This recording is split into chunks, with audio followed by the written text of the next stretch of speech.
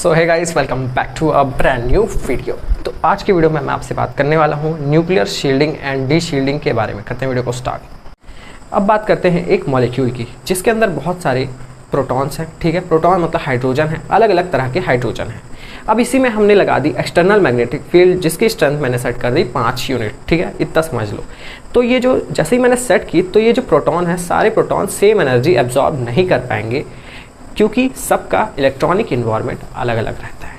Electronic environment से मतलब ये कि जैसे मैं अलग हूँ, आप अलग हो। ठीक है, जैसे हम लोग इंसान लोग अलग होते हैं वैसे ही प्रोटॉन लोग भी अलग अलग रहते हैं। ठीक है, कोई कोई सेम रहते हैं, कोई कोई अलग रहते हैं। सेम इन द सेंस कोई जुड़वा हो गया, मेरा भाई तो सेम ही हो गया, और अगर कोई दोस्त है अपना वो अलग ही है। तो मतलब इलेक्ट्रॉनिक इन्वायरमेंट सब प्रोटॉन्स का अलग अलग रहता है। किसी किसी का सेम भी हो सकता है, वो हम आगे बात करेंगे। अभी थ्योरी में मानते हैं कि सारे प्रोटॉन्स का इलेक्ट्रॉनिक एनवायरनमेंट अलग है, इसीलिए same magnetic field strength absorb नहीं कर पाए। ठीक है, वही यहाँ पे लिखा हुआ है, all protons do not absorb energy at same magnetic field strength because electronic environment of protons are all different. ठीक है, तो यहाँ पे प्रोटॉन का खेल खत्म हो चुका है। क्यों खत्म हो गया? क्योंकि उन्होंने same amount of energy absorb नहीं की। अब इसके बाद बात करते हैं इलेक्ट्रॉन्स की। ठीक है, मानते हैं प्रोटॉन ने एनर्जी एब्जॉर्ब नहीं की, पर इलेक्ट्रॉन इन्फ्लुएंस हो गए। कैसे हो गए? एक्सटर्नल मैग्नेटिक फील्ड जैसे ही मॉलिक्यूल में आई तो उसके अंदर के जो इलेक्ट्रॉन थे वो सर्कुलर पाथ में मूव करने लगे, जिसके वजह से एक मैग्नेटिक फील्ड क्रिएट हुई। और यही जो नई मैग्नेटिक फील्ड क्रिएट हुई है इसको हम कहते हैं इंड्यूस्ड मैग्नेटिक फील्ड। जैसे कि हमें प्यार करना नहीं पड़ता, बस प्यार हो जाता है, वैसे ही इलेक्ट्रॉन को मैग्नेटिक फील्ड क्रिएट करनी नहीं पड़ी, क्रिएट हो गई। और इसी अपने आप होने वाले मैग्नेटिक फील्ड को कहते हैं हम इंड्यूस्ड मैग्नेटिक फील्ड। यहाँ पे वही लिखा है, under the influence of external magnetic field electron themselves get oriented and created their own magnetic field called induced magnetic field. Consider CH bond. मान लेते हैं कोई मॉलिक्यूल में हमारे पास CH बॉन्ड है जिसके सिग्मा इलेक्ट्रॉन्स थे जो वो मैग्नेटिक फील्ड बना लिए। ठीक है, ये हमारी क्या है? एक्सटर्नल मैग्नेटिक फील्ड है।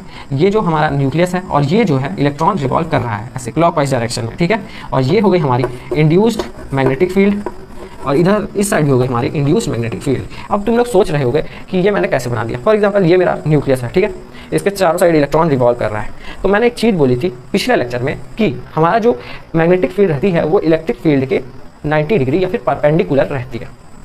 तो अगर इलेक्ट्रॉन इस तरह रिवॉल्व कर रहा है तो मतलब इलेक्ट्रिक फील्ड इस तरह जनरेट हो रही है, तो मैग्नेटिक फील्ड इस तरह जनरेट होगी। मतलब ऐसे, अगर इलेक्ट्रॉन ऐसे मूव कर रहा है तो मैग्नेटिक फील्ड ऐसे मूव करेगी। ठीक है, तो यहाँ पे वही हुआ है, आप देख सकते हो इलेक्ट्रॉन ऐसे ऐसे मूव कर रहा है और मैग्नेटिक फील्ड ऐसे ऐसे। ठीक है, और दोनों साइड हो रही है इंड्यूस्ड। तो अब बढ़ते हैं डायग्राम की तरफ। तो यहाँ पे हमें दो तरह की डायरेक्शन मिल रही है, दो तरह की मैग्नेटिक फील्ड मिल रही है पहले तो। ठीक है, पहली मैग्नेटिक फील्ड हो गई एक्सटर्नल या फिर अप्लाइड मैग्नेटिक फील्ड जो हमने लगाई है मॉलिक्यूल के ऊपर, और दूसरी मैग्नेटिक फील्ड जो इंड्यूस हुई है, मतलब अपने आप जो क्रिएट हुई है वो हो गई। ठीक है, तो न्यूक्लियस के पास की जो इंड्यूस्ड मैग्नेटिक फील्ड है वो अपोज कर रही है एक्सटर्नल मैग्नेटिक फील्ड को।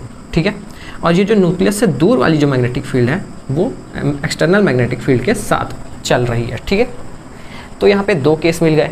तो यहाँ पे पहला केस हम डिस्कस करते हैं, नियर द प्रोटॉन। प्रोटॉन के पास इंड्यूस्ड मैग्नेटिक फील्ड मतलब कि ये वाली field oppose the external magnetic field. ठीक है, जिसकी वजह से सिग्मा इलेक्ट्रॉन इसके पास है। Sigma electron have shielded protons, thus shielded proton will absorb at higher field strength.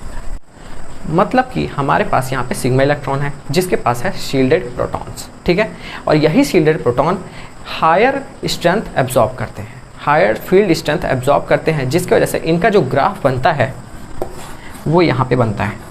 Shielded लोग का इधर बनता है, मतलब कि TMS से दूर बनता है, और डी शील्डेड लोग का पास बनता है। ठीक है, अभी डी शील्डेड का भी केस डिस्कस करते हैं। अब हम बढ़ते हैं सेकेंड केस की तरफ, जहाँ पे हमारा इंड्यूस्ड मैग्नेटिक फील्ड और एक्सटर्नल मैग्नेटिक फील्ड दोनों की डायरेक्शन सेम है। तब हमारे जो सिग्मा इलेक्ट्रॉन्स हैं उनके पास रहते हैं डी शील्डेड प्रोटॉन्स, और यही जो डी शील्डेड प्रोटॉन है वो लोअर फील्ड स्ट्रेंथ को एब्जॉर्ब करते हैं, जिसकी वजह से उनका ग्राफ जो हमेशा बनता है TMS के पास बनता है, और शील्डेड वाले जो प्रोटॉन रहते हैं उनका ग्राफ जो रहता है हमेशा TMS से दूर बनता है, क्योंकि वो हायर फील्ड स्ट्रेंथ को एब्जॉर्ब करते हैं। ठीक है, अगर हम इन लोगों का ग्राफ देखना चाहें तो कैसे देख सकते हैं? ये हमारा हो गया TMS। ठीक है, तो अगर आपको याद करना है ग्राफ में, तो ये हो गया हमारा डाउन फील्ड और ये हो गया हमारा अप फील्ड, ये हो गया हमारा डी शील्डेड, ये हो गया हमारा शील्डेड प्रोटॉन। तो डी शील्डेड हमेशा डाउन फील्ड बनाएगा और वो रहेगा इस TMS के पास। ठीक है, और जहाँ पे अप फील्ड हमेशा शील्डेड प्रोटॉन बनाएगा और वो रहेगा TMS से दूर। EMS से पास को कैसे लिखें। बस आपको ये याद रखना है, डी अगर आप याद रख लोगे तो आपको समझ में आ जाएगा कि डी शील्डेड हमेशा डाउन फील्ड प्रोटॉन बनाता है या फिर डाउन फील्ड हमेशा डी शील्डेड प्रोटॉन बनाता है। ठीक है,